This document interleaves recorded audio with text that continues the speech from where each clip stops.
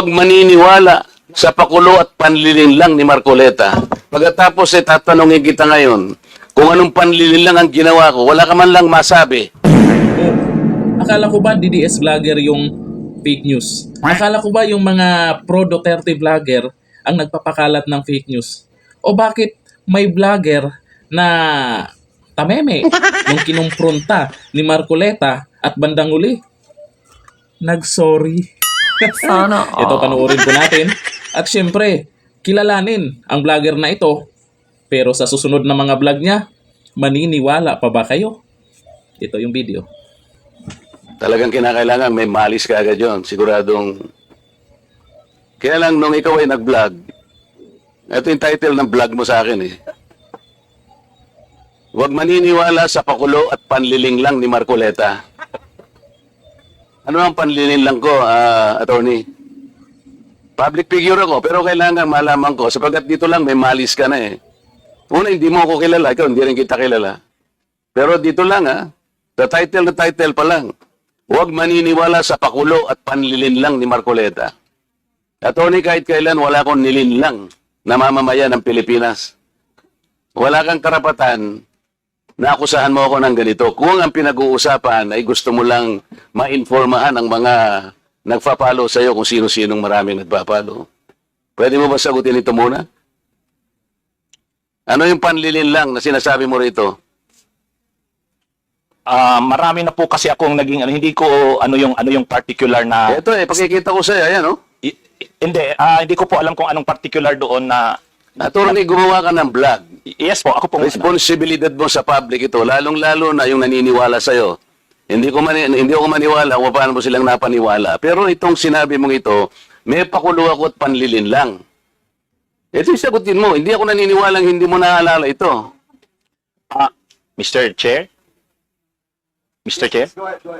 Actually po, dun yata yan sa rally ng Iglesia ni Cristo na naging subject din ako po ng programa ninyo sa yung 20 kasama Honorable Congressman Marcoleta. Ako po yung naging subject nyo doon ni Saganang Mamamayan.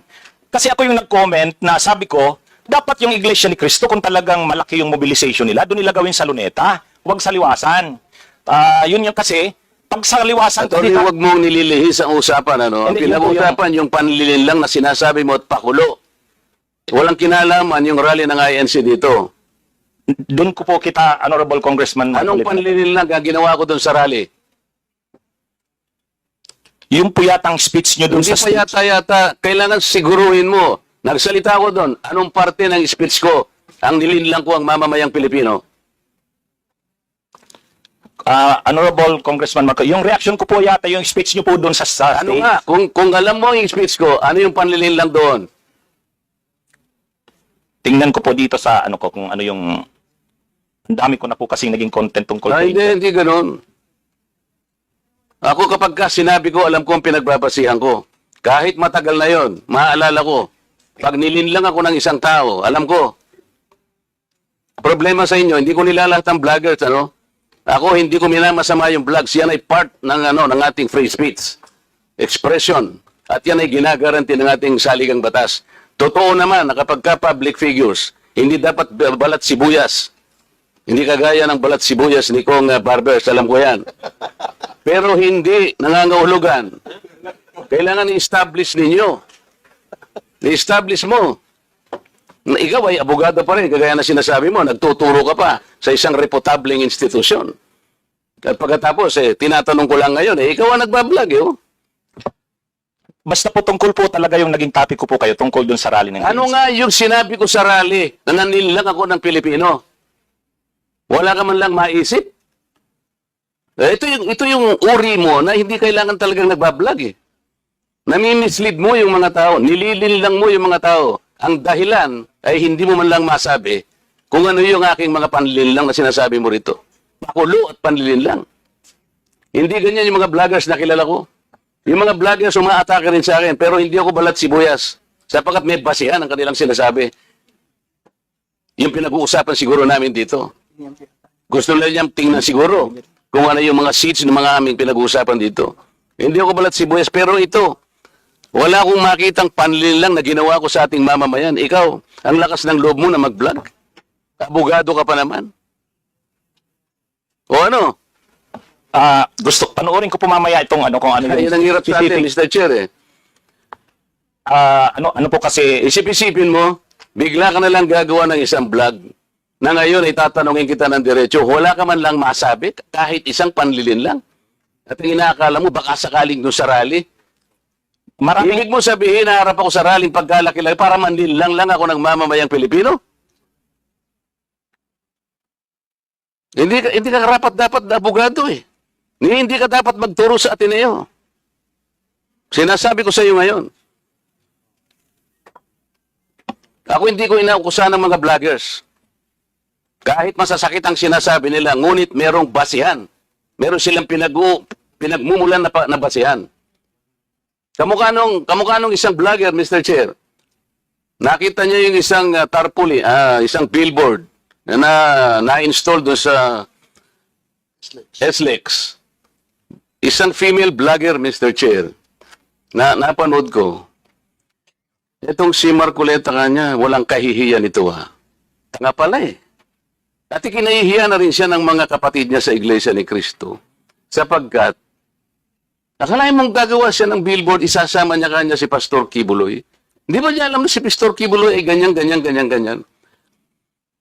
So, kinakailangan, Mr. Chair, na sagutin ko. Ang pagkakasabi ko lang po na sagutin ko, miss ka ako, hindi kita kilala, pero medyo nasaktan lang ako, pero nandun na lang, pagpapasensya na kita, sapagat ako ay public figure. Kung ako lang ka ako ang ginanito mo, okay lang eh. Kaya lang kita sasagutin sapagkat yung mga nakikinig sa'yo, baka mahalin lang mo. Baka sila'y mailigaw mo sa paniwala na ako nga ang gumawa ng billboard na yan. So ipinaliwanag ko, Mr. Chair, hindi ako ang gumawa ng billboard na yan. Nakita ko na lamang po na biglang kasama po ako ron. At hindi naman po ipinaalam sa akin nung gumawa. Siguro po dahil si Pastor Kibuloy po ay tumatakbo ring isang senador, inakala niya sigurong magiging maganda rin para sa kanya kung kami po ay magkasama. Ako naman po ay wala namang magagawa tungkol doon. Pero hindi ko na po, wala na po akong reaksyon sapagkat public figure nga po ako eh. Lahat kami ay tatamaan. Ito nga po yung napakagandang pagkakasalita po sa Korte Suprema eh. Mr. Chair, basahin ko lang, maliit lang po ito.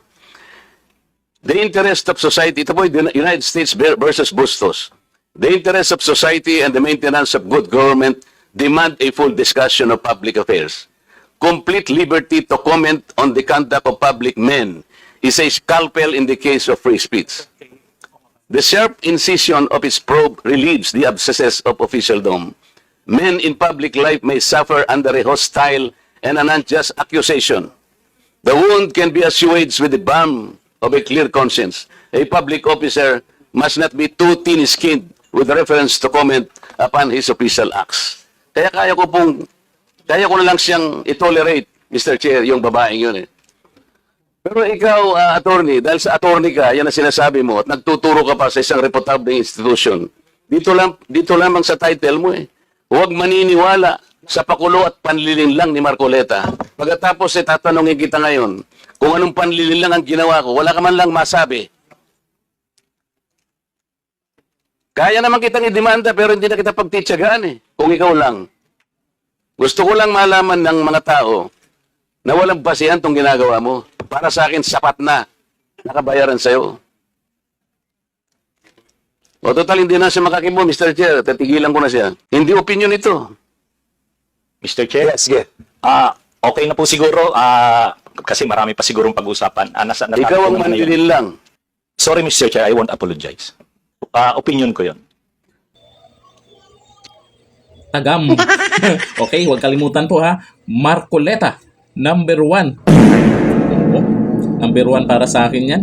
Si Marcoleta sa pagkasenador. Tingnan nyo naman yan. Yan yung purpose nyo, di ba? Diyan sa Kamara, Dan Fernandez, yung try ko mo. Yan yung ano nyo, di ba? Ang masama kasi dito, walang dumating na mga pro-Duterte vloggers o mga hindi naman vlogger lahat yun eh. Yung iba nga ay ano lang yun eh. Kung baga ay nag-update lang sa mga, nagre-react lang sa mga nangyayari, ay hindi naman kumikita. Tapos ano, ay abogado, karamihan abogado.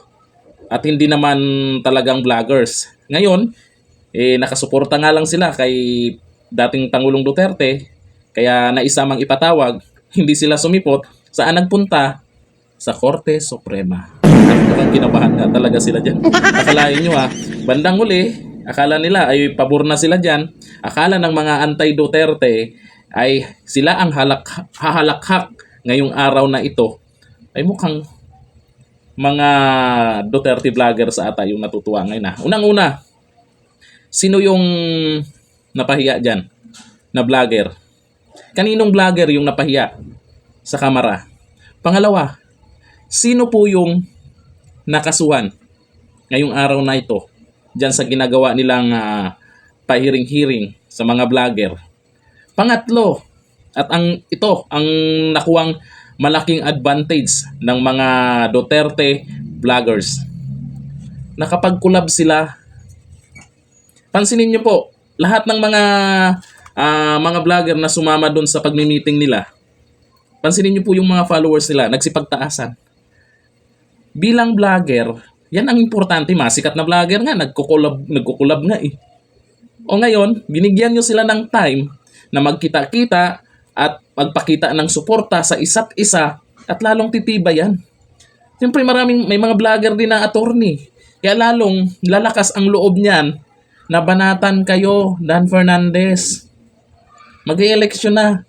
Mukhang sumablay kayo dyan sa ginawa nyo. Maling galaw ang ginawa nyo. Baka kayo pa ang ma-checkmate. O ano sa tingin nyo dito sa ginawa po ng Tricom ni Dan Fernandez? Naging pabor ba sa kanila ang resulta o naging pabor sa mga Duterte vloggers? Huwag kalimutan Marcoleta. Naku, huwag niyong pakawalan yan. Yan ang magaling, matalino at may paninindigan. Yan dito lang. Thank you. Bye-bye.